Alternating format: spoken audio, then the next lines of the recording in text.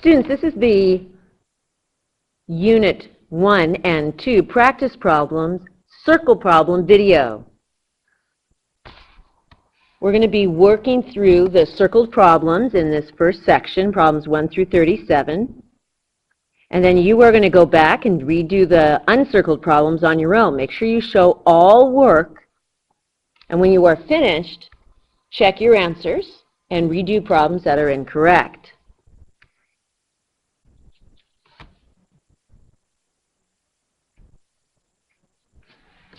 Okay, number 2.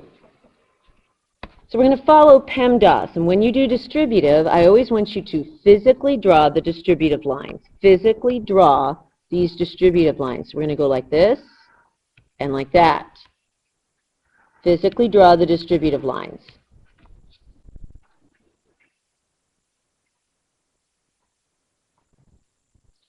Next, you need to make sure that you say it out loud, if necessary. So -3 times +2 is -6b.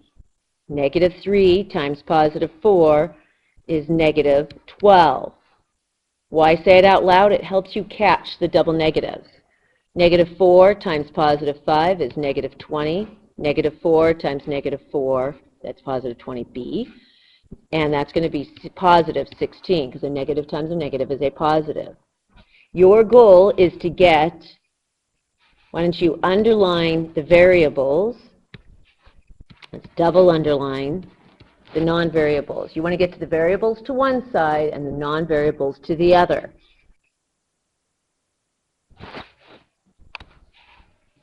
And I want my variable to be positive, so I'm going to bring this 6 over this, the 20 over this way. So opposite of -20 is +20b.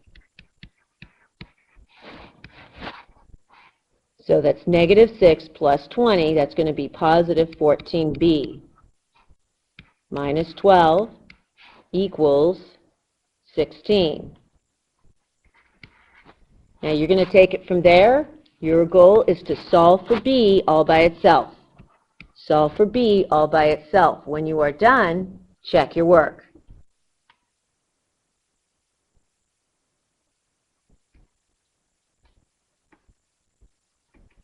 For number 5, it says to simplify the radicals, then add and subtract as needed. So the first thing we want to do is see if any of these radicals can be broken down, which they can.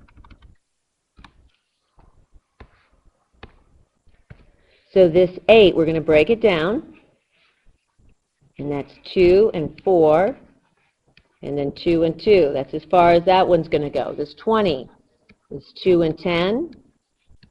And 2 and 5.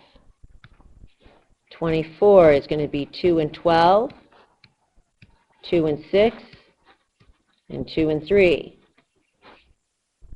And then the 5 cannot be broken down. It's prime.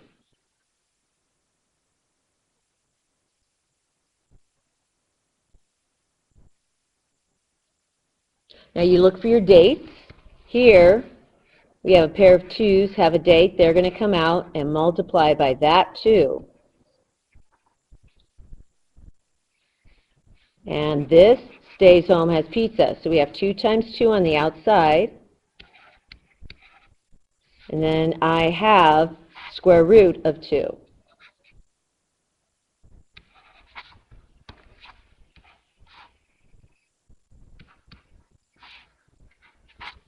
And then down here, I see that I have a pair of 2's, so I'm going to bring a 2 on the outside. That's 2 times 2, so that's 2 times 2, that's 4, square root of 5.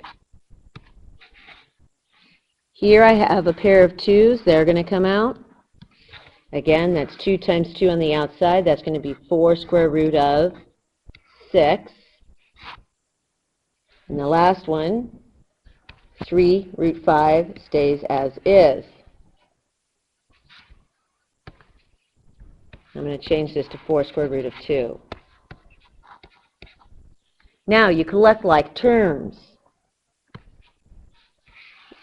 We have a square root of 5 here, and we have a square root of 5 there. Those are the only like terms. So those are the ones that we can combine. And so that's -4 and -3. That's going to be -7 square root of 5. 4 square root of 2 plus 4 square root of 6.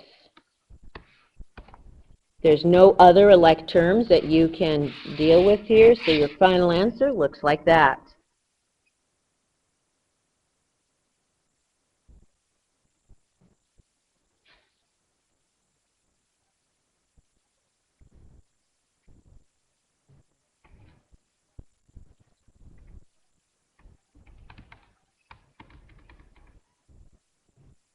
Okay, number 8. We're going to simplify this radical, and the goal of simplifying radicals is to get rid of the radical at the bottom first. And any radical times itself gets rid of the radical. So we're going to multiply top and bottom by root 5. So now I have 4, and then I have a 20 and a 5 under the same radical, because they're both innies. And then down below I have 3, and root 5 times root 5 is 5. Remember, the key to multiplying is not multiplying. Okay, so I have this 4 here. We're going to break down the 20 prime factors. So that's 4 times 5. So that's going to be 2 times 2, that's 4, times 5, that's our 20, times 5 again. And we have 3 times 5 down below. Well, we have 2 dates, which means we're going to pull out a 2, and we're going to pull out a 5. So down below, we're going to have 2 times 5 times 4, and look, there's nobody left in the radical. Everybody goes out. So down here I have 3 times 5.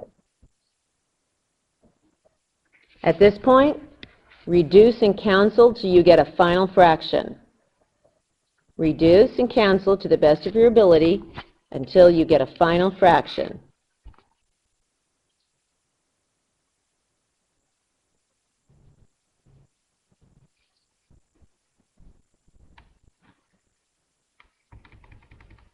Midpoint. Midpoint means to find the average, to find the average. So there's 3 ways we can express, or 2 main ways that we can express the equation here. And one would be to average the x's and average the y's. Just average the x's, average the y's. Equation-wise,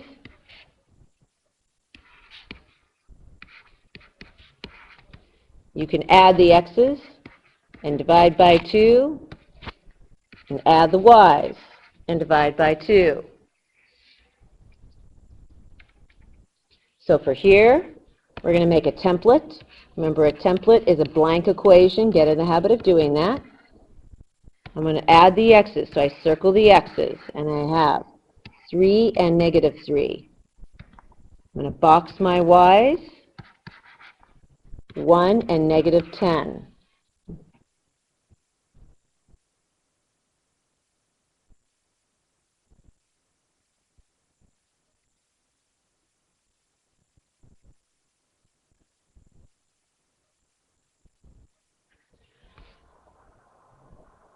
From here, go ahead and do your calculations. You're going to end up with a coordinate of a single coordinate there for the x and a single coordinate there for the y.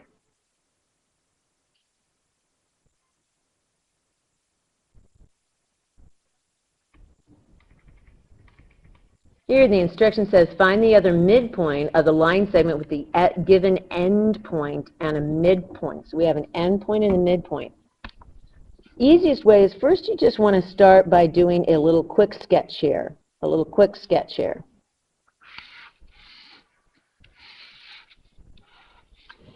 And I have one endpoint here at positive 6, negative 2. So positive 6, we're going to go over here, negative 2. We're going to put that right here. That's an endpoint. Positive 6, negative 2. I'm going to write endpoint. Then I have a midpoint at negative 9, 0. So negative 9 and 0 is this way.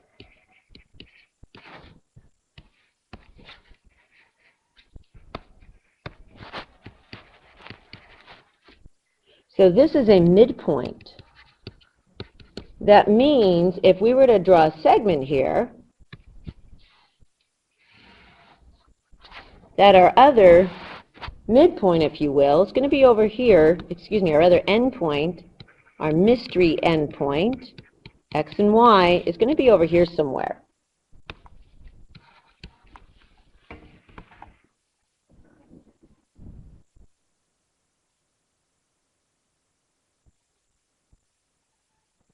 Now, there's a couple ways to look at this. One would be to use the midpoint equation, but keep in mind the midpoint equation is to add the x's, divide by 2, and that gives us a midpoint, and add the y's, divide by 2, and that gives us a midpoint. So if you use this equation, the trick here is to realize that that 9 and 0 do not belong on the left. So here, if we were to add the x's, we're going to have an unknown x plus 6. We divide by 2, and we would get negative 9. That would add the x's, divide by 2, and we would get the midpoint x-coordinate, which is negative 9. And to do the y's, we'd have mystery y here, plus negative 2 over 2, and that gives us our midpoint 0. So that would be the algebraic way of showing this. Another way of doing this would be just to think logically. Ask yourself, what is the distance between positive 6 and negative 9? And you've got to realize we crossed a 0 here.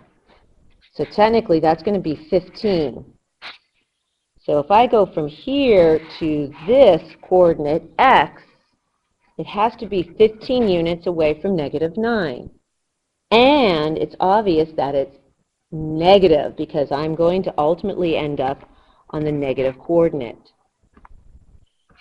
So that one I will do. So we are at negative 9, and imagine if we were to bunny hop 15 units this way, 1, 2, 3, 4, 5, etc., 15 units this way, you see it's negative 9 minus 15, which puts us at negative 24.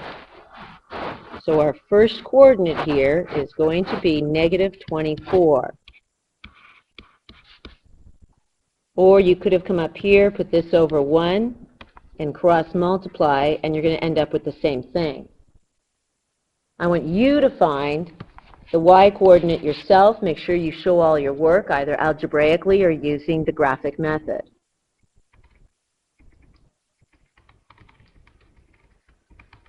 Find the distance between the points. Simplify your answer. The distance equation, the actual equation,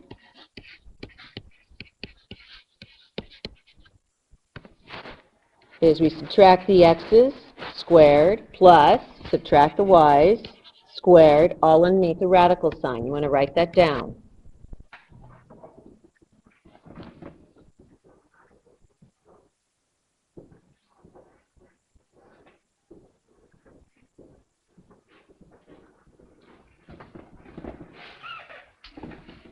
And now you make a template. Whenever you work with equations, midpoint, slope, or distance, we make a template. So our distance equals giant square root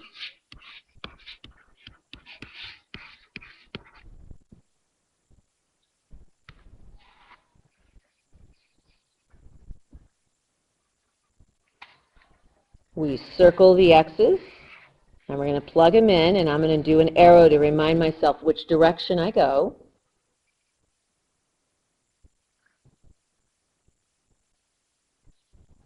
So I end up with negative 3 minus 0.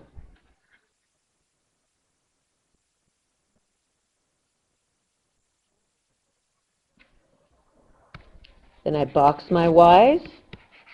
I do the arrow. I'm going to end up with 8 minus 8.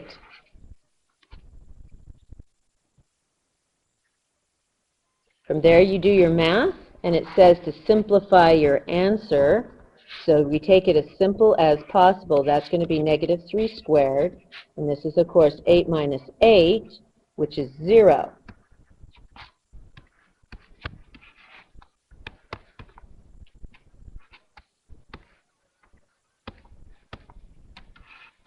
Squared. This is 9 plus 0. And then don't drop that square root sign, square root of 9.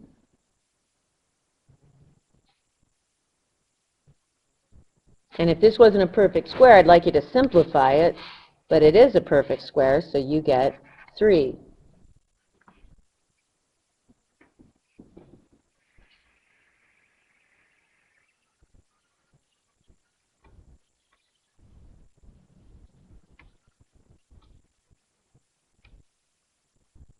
You can bunny hop the slopes for that. Okay, so now we're going to find slope. And slope is rise over run.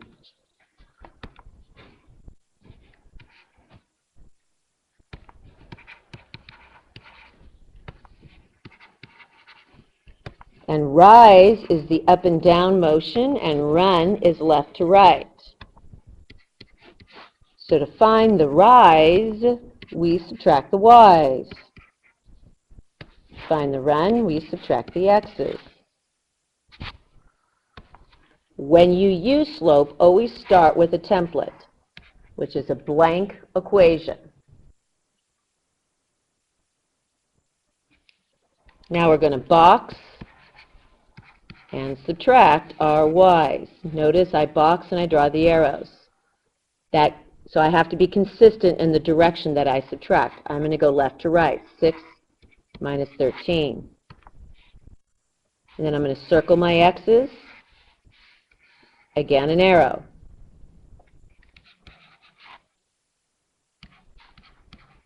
Don't drop that double negative. You do your own math, clean it up, and get your final answer.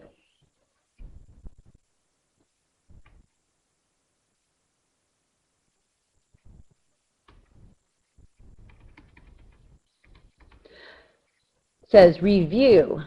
Sketch the graph of this line. Okay, there's two ways to sketch the graph. One would be to do intercepts, in which we do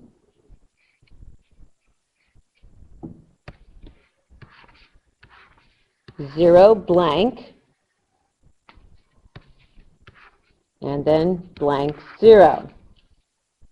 So that first one is your y-intercept, the second is your x-intercept. So if I were to do 0 blank, my first one is I would be putting a 0 in the x-coordinate. So I would do this. I would just say goodbye to that, and I end up with 5y equals 20. Of course, I divide by 5, and you end up with y equals 4.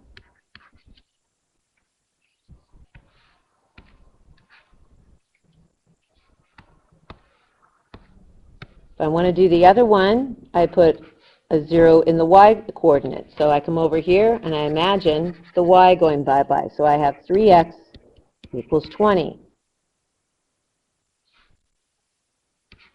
Divide by 3.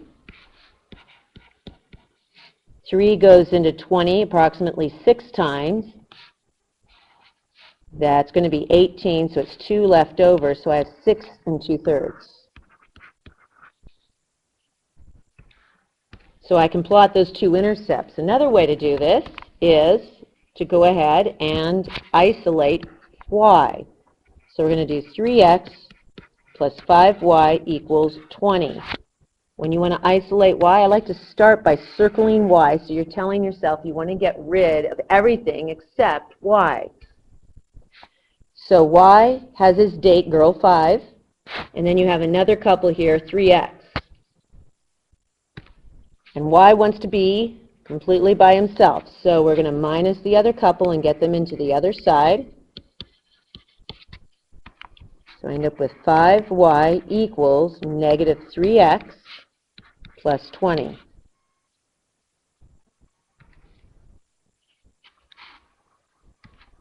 This is 5 times y, so the opposite of timesing is dividing, and when you divide that out, you need to make sure you go to each term. So I'm going to end up with y equals negative 3/5 x plus 4.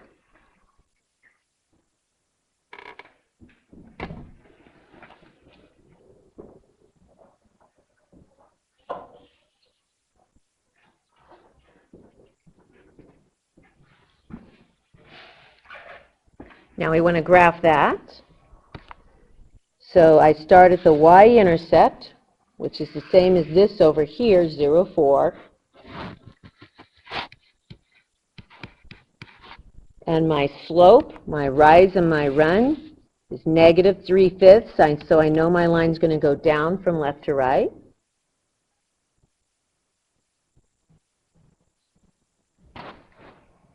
So negative 3, 1, 2, 3, positive 5, 1, 2, 3, 4, 5. I could have gone up this way, rise 3, 1, 2, 3, and run 5 this way, 1, 2, 3, 4, 5. I would have gotten the same thing.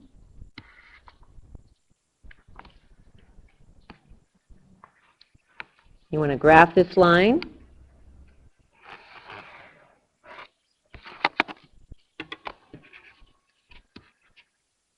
And double check, let's check that other intercept, 0 and negative 6 2/3. So there's 6 right there and 2/3. There's your other intersection.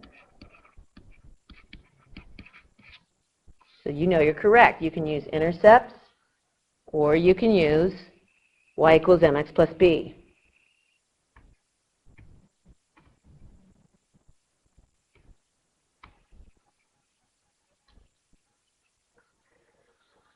It says write the slope-intercept form of each line and then graph both lines. So we want the slope-intercept form, which means I want the y equals mx plus b with the given circumstances.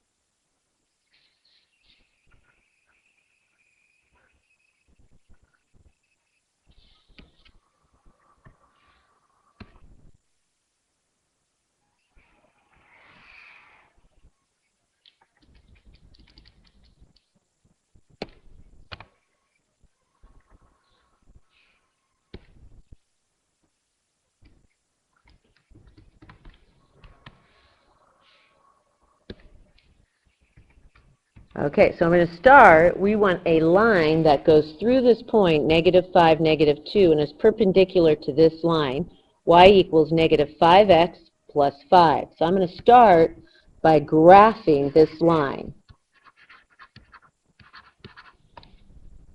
And it's at positive 5. And this is going to be a negative line. So I go down 5 and over 2. Or I could go up 5 and over 2 the other way.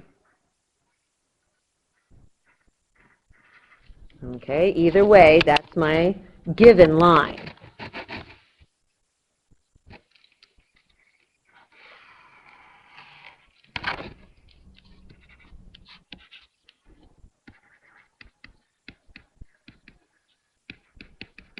Now I have this mystery line.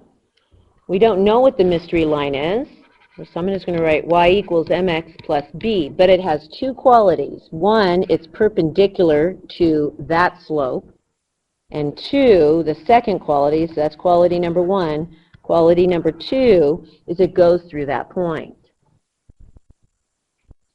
So for perpendicular slopes, we know that slope times slope equals -1. So I have my given slope, -5/2, times something equals -1. So I have to figure out what that something will be.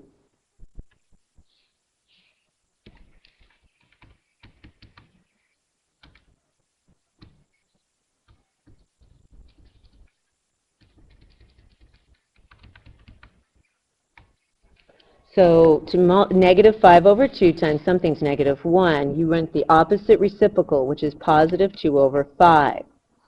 So that's our desired slope, +2/5. And then to get our b, we don't know our b, but we do know our x and our y. X is right here, -5. And y is right here, -2. So I want you to finish the math yourself. You're going to solve for b, and once you solve for b, you have y equals mx plus b. You have your slope already. Whatever you solve for b goes in here, and then I want you to graph that second line. It should look perpendicular. So solve for the equation, write the equation, graph the line. And it should fulfill both is perpendicular and going through that point, -5, -2.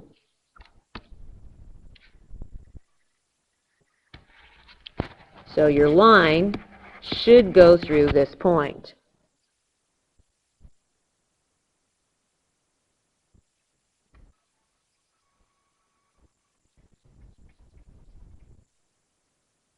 Says solve for the required angle. When you're working with this, I highly, highly, highly recommend you use colors. And go dot to dot. So we're doing DCB equals 162. So I'm using red, DCB, trace and sweep is 162 degrees. GCB is 110. So GCB, trace and sweep is 110. We want to find DCG. So trace and sweep, DCG. The colors really make this pop out. That's what we want, and you can see quite obviously how to find that. That is just a subtraction problem in this case. So if you use colors, trace and sweep everything out, this is quite an easy problem. Finish that up. Please show your work.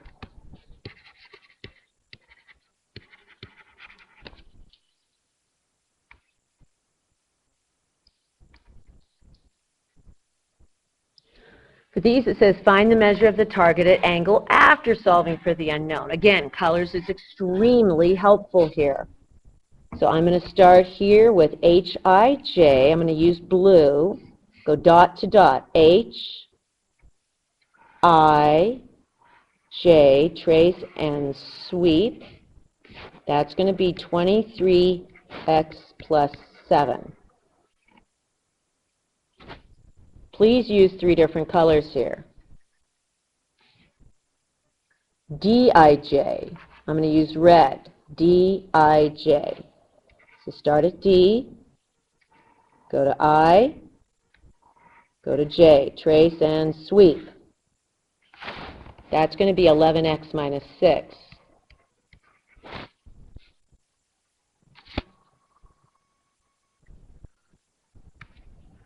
I'm going to do HID in green. So HID,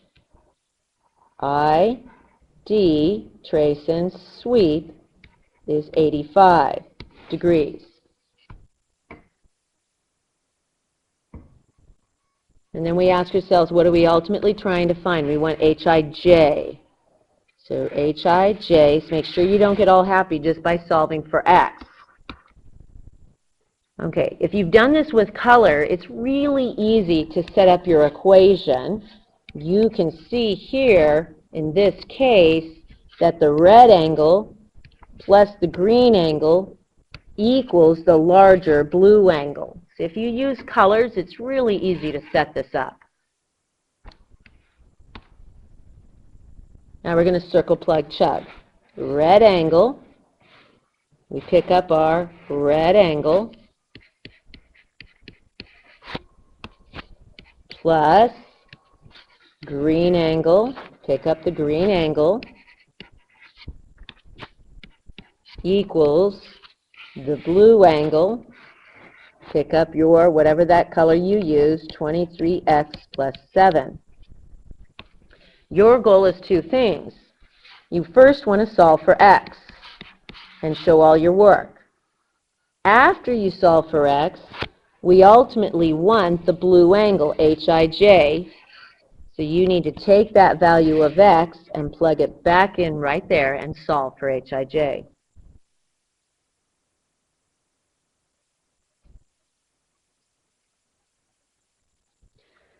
For these ones, it says sweep the involved angles, determine the relationship. The relationship, they're either going to be congruent, which is you're going to end up with an angle equals angle, supplementary, which means angle plus angle equals 180, or they could be complementary, which is angle plus angle equals 90. Solve for the unknown and then bold angle. So you start by sweeping the involved angles. So step number 1, for 33, we sweep. Now if you look in your reference ringlet, you should recognize these angles as alternate interior angles. Your choice here, these are the kinds of angles you should be hunting for. Let me make a list for you. You should be looking for alternate interior angles, alternate exterior angles, corresponding, and same side interior. Should also watch out for vertical angles as well as linear pairs. So watch out for these 6 style of angles and their relationship. So here, those are corresponding, and we know that they are congruent. So I always write the relationship first, which is this case is angle equals angle. It's not a very good angle. Let's try that one again. Once you establish one of these 3 relationships, now we circle, plug, chug. So I circle, circle, plug it in. Circle, circle, plug it in. You're going to solve for x here, but don't get all happy once you're done with x, because I ultimately don't want x. I want the measure of the bold angle, which in this case, look really carefully, is this one down here. So you need to plug x back in and solve for that angle.